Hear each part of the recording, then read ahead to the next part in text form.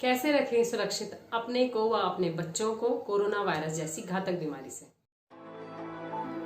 Channel को like, share और subscribe जरूर करें। हाय एवरीवन, मैं हरितिमा आप सबका एक बार फिर से स्वागत करती हूँ आपके ही अपने चैनल बीइंग अ मदर में। आज हम डिस्कस करने वाले हैं कोरोना वायरस के बारे में और कैसे करें अपना व अपने बच्चों का बचाव इस बीमारी से।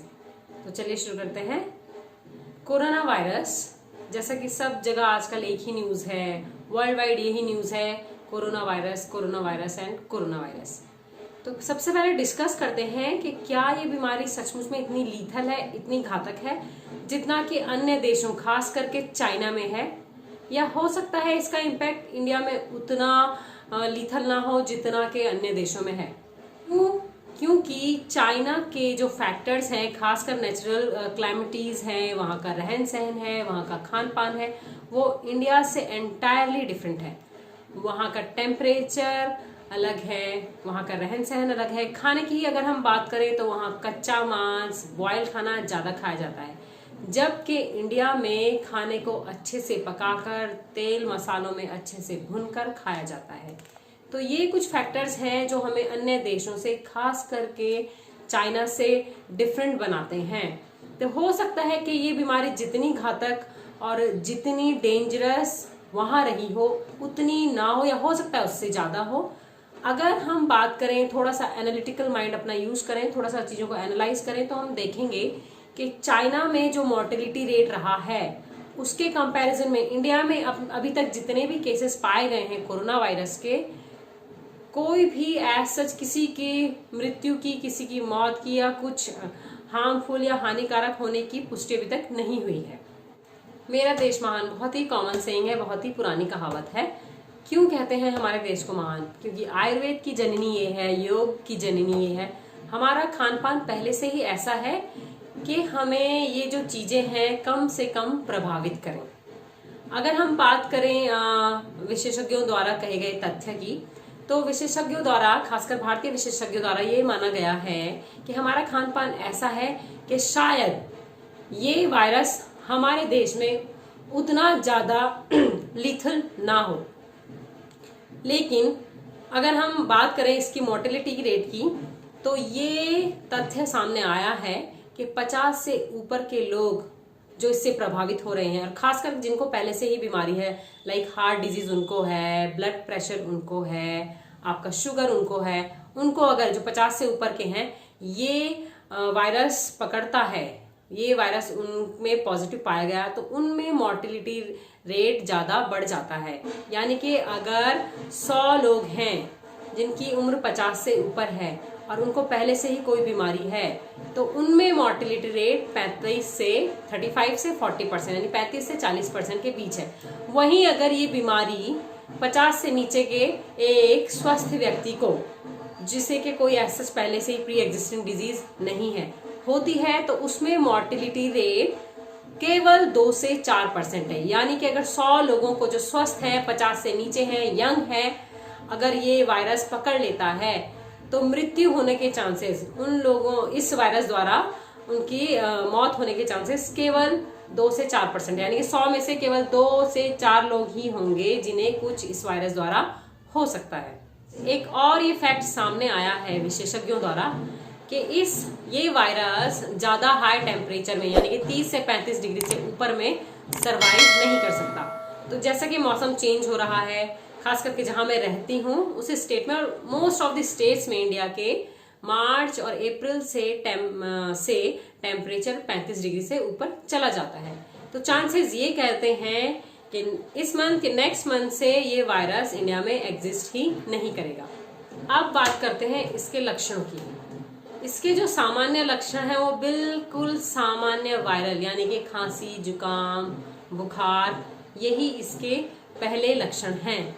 लेकिन एक चीज है जो इसे सामान्य वायरल, कॉमन वायरल से अलग करती है, वो है सूखी खांसी और सांस लेने में तकलीफ होना।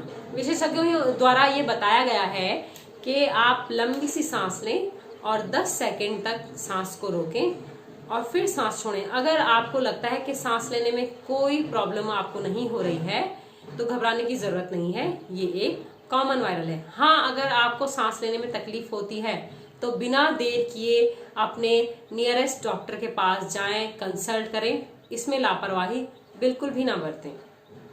एक और चीज मैं आप लोगों से कहना चाहूंगी कि अपने वायरल को सामान्य एक कॉमन वायरल मान के भी घर पे ना बैठें, सिर्फ और सिर्फ घरेलू नुस्खों के भरोसे ना रहें।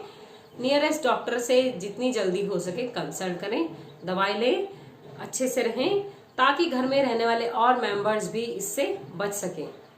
अब बात करते हैं कि क्या करें और क्या ना करें जिससे कि हम सब अपने बच्चे को, अपने परिवार को और अपने आप को सुरक्षित रख सके कोरोना वायरस से। क्योंकि कोरोना वायरस की अभी तक कोई ऐसी दवाई पाई नहीं गई है। तो हमारे यहाँ कहते हैं ना, इलाज से बेहतर तो बचाव है। अपने आप को सिर्फ हम बचाव कर सकते हैं, क्योंकि मेडिसिन तो इसके भी एज सच कोई अवेलेबल नहीं है।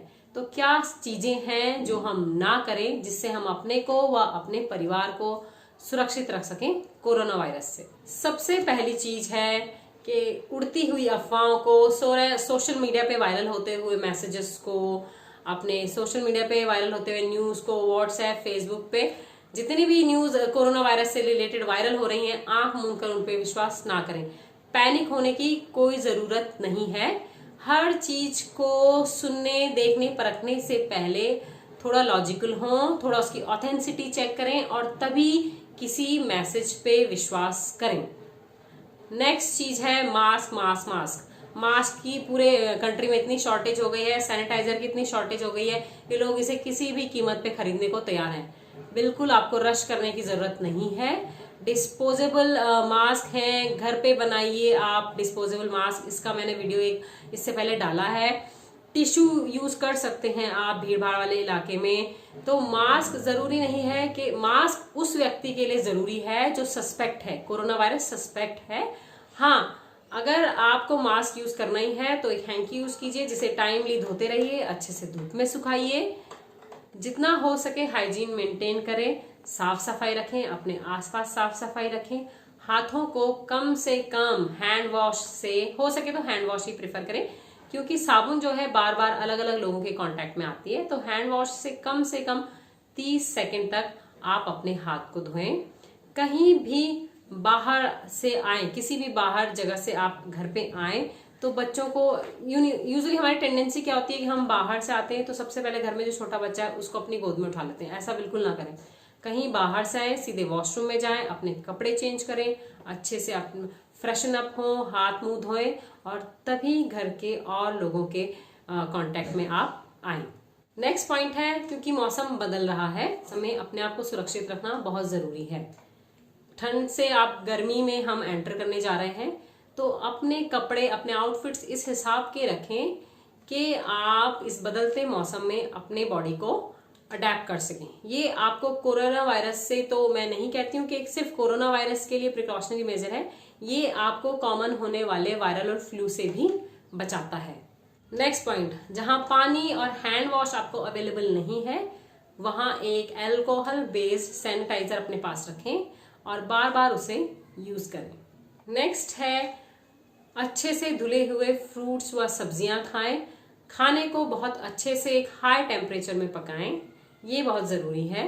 अब बात करते हैं वो कुछ कॉमन चीजें जो आपको रूटीन में भी हेल्दी रखने में बहुत बड़ा रोल प्ले करती हैं और जो ये माना जा रहा है कि कोरोना वायरस के वायरस को खत्म करने में भी बहुत ज्यादा हेल्पफुल है।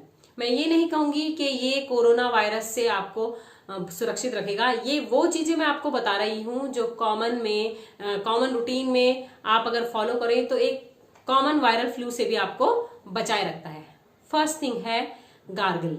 हल्के गुनगुने पानी में नमक डाल के अगर आप गार्गल करें तो ये जो आपको टॉन्सिल का इश्यू रहता है वो भी नहीं रहता है और ये कॉमन वायरल फ्लू से भी आपको बचाता है। नेक्स्ट आता है गर्म पानी। रूटीन में भी हमें गर्म पानी प्रिफर करना चाहिए। एक तो हमें जो कंजेशन का प्रॉब्लम होता है, जो आपके थ्रोट इन्फेक्शन होता है, उससे बचाता ही है। सेकेंड थिंग, ये आपके खाने को डाइजेस्ट करने में भी बहुत बड़ा रोल प्ले करता है। थर्ड थिंग आता है लहसुन। ये मैं भी बहुत प्रिफर करती हूँ क्योंकि लहसुन में माना जाता है कि एंटीबायोटिक प्रॉपर्टीज होती हैं। तो 2 या 1 लहसुन की कली आप अपने आप भी और अपने बच्चों को भी तवे पे हल्के से ब्राउनिश भून के दे सकते हैं। ये इम्यूनिटी बढ़ाने में भी बहुत ज्यादा हेल्पफुल होता है। तो गाइज, ये था आज का वीडियो। एक हेल्दी लाइफ जीने के लिए अपने आप को पहले से ही सुरक्षित रखना बहुत जरूरी है। कोरोना वायरस सिर्फ उसी के लिए लीथल है, उसी के लिए घातक है जिसकी इम्यूनिटी वीक है। तो जो मैंने अभी आपको नुस्खे बताए हैं वो इम्यूनिटी बूस्ट करने में बहुत ज्यादा रोल प्ले करते हैं। लहसुन का जो मैंने आपको नुस्खा बताया है वो आप बच्चों में भी, अगर खास करके 3 साल से ऊपर के बच्चों में रूटीन में ये चीज फॉलो करते हैं तो ये बच्चों की इम्यूनिटी बढ़ाने में भी बहुत इंपॉर्टेंट रोल प्ले करता है। तो उम्मीद करती हूँ गाइज ये मेरा आज का वीडियो आपको पसंद आया होगा। अपना फीडबैक जरूर दें और मेरे चैनल को सब्सक्राइब जरूर करें। सब्सक्राइब करने के बाद जो बेल आइकन आता है उसे हिट जरूर करें ताकि मेरे आने वाले वीडियोस का नोटिफिकेशन आपको जरूर मिले। लाइक करें, शेयर करें। Thanks for watching. मिलते हैं मेरे नेक्स्ट वीडियो में, तब तक के लिए